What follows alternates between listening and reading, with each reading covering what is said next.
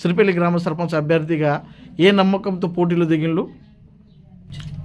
అన్న, నేను ఇప్పుడే కాదు, నేను దాదాపు 20-30 సంవత్సరాల నుంచి మా గ్రామంలో ప్రతి ఒక్క దానికి, కష్టానికి సుఖానికి ప్రతి ఒక్క దాంట్లో నేను పాల్గొంటుంటే, కాబట్టి ఈ అవకాశం మనం వస్తుంది అని ఎప్పుడు కూడా నేను అనుకోలేదు. అయితే ఈరోజు గ్రామస్తుల దయ వల్లనో, దేవుడి దయ వల్లనో, ఎవరో ఒక దయ వల్ల నాకు గ్రామస్తులు అందరూ కలిసి నాకు, అరే బాబా నువ్వు సర్పంచ్గా ఉండు, మరి మేమందరం నీకు సపోర్ట్ చేస్తాము, మేమందరం ఉన్నాము, గ్రామం నుంచి అందరం నీకు గెలిపిస్తాం, కాబట్టి నువ్వు ఎట్టి పరిస్థితుల్లో సర్పంచ్గా ఉండు, మేము నీకు 100% మేము గెలిపిస్తాం అన్నట్టు గ్రామ ప్రజల యొక్క మాట కొరకై వాళ్ళ మాట విని నేను ఇక్కడ నిలబడగలిగినాను. భోజనం గారు, మీరు ఇంతకుముందు మీ గ్రామంలో ఏదైనా సేవా కార్యక్రమాలు, అభివృద్ధి పనులు చేసినలా? అన్న, నేను ఎప్పుడైతే టీఆర్ఎస్ పార్టీలో నేను జాయిన్ అయినప్పుడు అప్పటి నుంచి మా గ్రామస్తుల నుంచి, మా పార్టీ తరపు నుంచి మేము సిరిపల్లి కాడ సీసీ రోడ్లు చేయించినాం. దాదాపు 12 లక్షల సీసీ రోడ్లు పోయించినాము. మళ్ళీ అదే మా ఆడపడుచులు బతుకమ్మ కొరకు నడవటానికి దారి లేకపోతే వాళ్ళ కొరకు కూడా మేము గ్రావెల్ రోడ్డు పోపించినాం. మరి అది కూడా మాకు ఇంతవరకు ఫండ్స్ ఏం రాలేదు. కానీ ఎందుకంటే నేను గ్రామస్తుల కొరకు, మా ఆడబిడ్డల కొరకు, మా అన్నయ్యల కొరకు, అందరి కొరకు మేము తపన పడ్డదానికే మాకు ఈ ఫలితం నాకు వచ్చింది. వాళ్ళ యొక్క కోరిక మేరకే నేను ఈరోజు సర్పంచ్గా నన్ను ఎందుకంటే కష్ట సుఖాలు ఎక్కడైనా కానీ, ఎవరైనా చనిపోయినా, ఎవరైనా మ్యారేజ్లో కానీ, ఎవరు ఎక్కడున్నా కానీ, అరే మన భోజనం బండి ఉందని చెప్పి ఆ ధీమతో నాకు చెప్తే నేను వాళ్ళకు ఫ్రీగా బండి పెట్టినా. ఎందుకంటే దానికి ప్రతి ఒక్క దానికి బండి పెట్టి వాళ్ళకు తీసుకొచ్చి బైన్సను, కుబీరు, పల్సు అక్కడి నుంచి నేను 24 గంటలు వాళ్ళకి సర్వీస్ ఇచ్చిన. ఆ సర్వీస్ ఇచ్చినందుకే వాళ్ళు నాకు ఈరోజు వాళ్ళ యొక్క పవర్తో, వాళ్ళ యొక్క ధీమతోనే నాకు ఈ అవకాశం ఇచ్చిన మా గ్రామస్తులే. అందుకే నేను ఈరోజు అనుకోలేదు ఈ టైం వస్తుందని. వచ్చిన దానికి నేను నిలబడ్డదానికి మా గ్రామస్తులందరూ సపోర్ట్ చేయగలుగుతున్నారు. కాబట్టి నేను వాళ్ళ యొక్క నమ్మకం మీదే నేను నిలబడ్డా. మీరు ఈ గ్రామంలో ఉన్న యువకుల కోసం ఏం చేయదలుచుకున్నారు? అన్న, ఇక్కడ మా పిల్లలు first year, second year, degree చదువుకున్న వాళ్ళు కాబట్టి వాళ్ళ కొరకు నాతో అయినంత మట్టుకు చిన్నదో పెద్దదో ఒక లైబ్రరీ కేటాయించి వారికి అనుకూలమైనటువంటి బుక్కులు, ఏ బుక్కులు అయితే అనుకుంటారో వాళ్ళు అలాంటి బుక్కులు కూడా నేను తీసుకొచ్చి వాళ్ళ పిల్లలకు కూడా నేను వాళ్ళకు చదువుకోవటానికి ఇవ్వటానికి నేను దానికి కూడా సిద్ధం ఉన్నా. మరి అదే ఇప్పుడు మా దగ్గర చిన్న అంగన్వాడీ ఉంది, మా స్కూల్ కూడా కంపౌండర్ లేదు. ఆ కంపౌండర్లు కూడా మేము ఎవరైనా వాలీబాల్స్ కానీ, క్రికెట్ కానీ, కబడ్డీ కానీ, ఖోఖో కానీ ఏది కూడా ఆడుకొని దాంట్లో మంచిగా ప్రయత్నం చేసి ప్రైజ్ సంపాదించుకునే దాన్ని ప్రయత్నం చేస్తే వారికి కూడా మాతోని అయినంత మట్టుకు మేము ఎక్కడ తీసుకుపోవాలనో అక్కడ క్రీడాకానికి తీసుకెళ్తాము. వారికి కూడా నేను నా సహకారం ఉంటుంది. నేను ఎట్టి పరిస్థితుల్లో వాళ్ళకు నేను వదిలిపోయేది కాదు. ఎప్పటికైనా కానీ వాళ్ళకు ముందు మంచి ఫ్యూచర్లో నేను వాళ్ళకు సాయం చేస్తా. ఎందుకంటే గ్రామం తరఫు నుంచి నాకు ఎంతైతే సాయం చేసానో నా తరఫు నుంచి రూపాయికి వాళ్ళకి సాయం చేస్తా అని చెప్పేసి నేను అనుకుంటున్నా.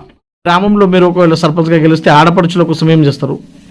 అన్న, ఏదైతే ఇప్పుడు ఆడపడుచులు మా దగ్గర ఉన్నారో, ఎంతైతే మంది డోక్రాలు ఉన్నారో, ఆ డోక్రా కొరకు వాళ్ళకి ఏదైతే స్కీములు కానీ ఏదైనా నచ్చిన దానికి వాళ్ళకి ఎప్పటికీ ఎల్లకాలం నా సపోర్ట్ ఉంటుంది. మళ్ళీ ఏదైతే ఇప్పుడు ఐకేపీ భవనం ఉంది కదా, మన మండలకు ప్రతి ఒక్క మండలంలో అన్ని గ్రామాలకు కేటాయించారు. కాబట్టి నాతో అయినంత మట్టుకు పైన అధికారులకు అడిగి తెలుసుకొని ఎట్టి పరిస్థితుల్లో నేను మా సిరిపల్లిలో ఐకేపీ భవన్ కట్టేందుకు నా స్వయశక్తులు చేస్తాను. ఎందుకంటే ఎందరైతే ఇప్పుడు ఉన్నారు కాబట్టి తెలుసు, వాళ్ళ దాన్ని బట్టి నేను ఇక్కడ మన ఐకేపీ భవన్ కట్టే ప్రయత్నం చేస్తాను. ఏదైతే మళ్ళా డోక్రా గ్రూపులు కానీ ఐకేపీ భవన్లో ఏదైతే ఇప్పుడు వస్తుందో పిండి గిన్నెలు, లేకపోతే ఇస్తరీ చేసేటువంటి మిషన్లు, ఏదైతే కుట్టు మిషన్లు, ఎంబ్రాయిడరీ మిషన్లు ఎన్ని అయితే వస్తాయో అన్నీ కూడా నేను ఎట్టి పరిస్థితుల్లో మన ఆడపడుచులకు నేను ఇవన్నీ నాతో అయినంత మట్టుకు నేను 100% చేయగలుగుతా. మీరు ఇచ్చిన ఆశీర్వాదాన్ని నేను తీసుకుంటున్నా కాబట్టి నేను ఎట్టి పరిస్థితి చేస్తాను. ఈ గ్రామాన్ని ఏ విధంగా డెవలప్ చేస్తారు? అన్న, నాకు గెలిపించినందుకు గ్రామస్తులకు నా యొక్క ధన్యవాదాలు. ఎందుకంటే నాకు గ్రామానికి మంచి డెవలప్ చేయాలని నాకు చాలా ఉద్దేశం ఉన్నది. ఏదైతే గ్రామంలో మనకు ఎంతవరకు మనం అందరం చూస్తున్నాం, సీసీ రోడ్ లేదు, డ్రైనేజ్ లేదు, వాటర్ ట్యాంక్ లేదు, కాబట్టి మన ఉన్న స్కూల్కు కంపౌండర్ లేదు. మన అంగన్వాడికి కంపౌండర్ లేదు, అవన్నీ నేను గ్రామానికి మొత్తం ఏదైతే లేదో అన్ని విధాలుగా నేను డెవలప్ చేయాలని అనుకుంటున్నా. నాకు ప్రజలు గెలిపించారు కాబట్టి నేను డెవలప్ చేస్తానని అనుకుంటున్నా. అదేవిధంగా మనకి ఏదైతే మహారాష్ట్రలో ఉందో బార్డర్లో ఉన్నటువంటి ఊరు, మరి ఏదైనా కానీ నిఘా పెట్టడానికి కూడా నేను సీసీ కెమెరా కూడా మన ఎంఆర్ఓ కానీ ఎంపీడీఓ కానీ అడిగి, అది పై అధికారులకు అడిగి నేను అది కూడా నాతో అయినంత మట్టుకు నేను చెప్పగలుగుతున్నాను. మరి ఎక్కడ కూడా విలేజ్లో ఏ చెత్త ఎక్కడ కూడా పడేయకుండా వాళ్ళకు అందరికీ ఇల్లులు కానీ లేకపోతే గల్లీకి కానీ మొత్తానికి డస్ట్బిన్లు, మరి ట్రాక్టర్ ఉంది.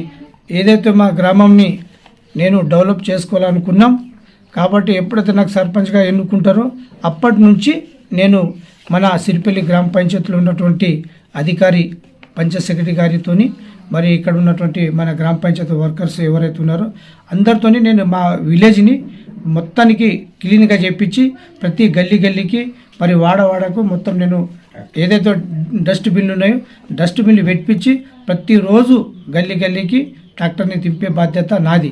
కాబట్టి మీరు దయచేసి మీరు అందరు కలిసి నన్ను భారీ మెజార్టీతో గెలిపేయాలని చెప్పి నేను అనుకుంటున్నాను. ఇప్పుడు మీరు గ్రామ పంచాయత్ సర్పంచ్ అభ్యర్థిగా ఏ గుర్తుతో ముందుకెళ్తున్నారు?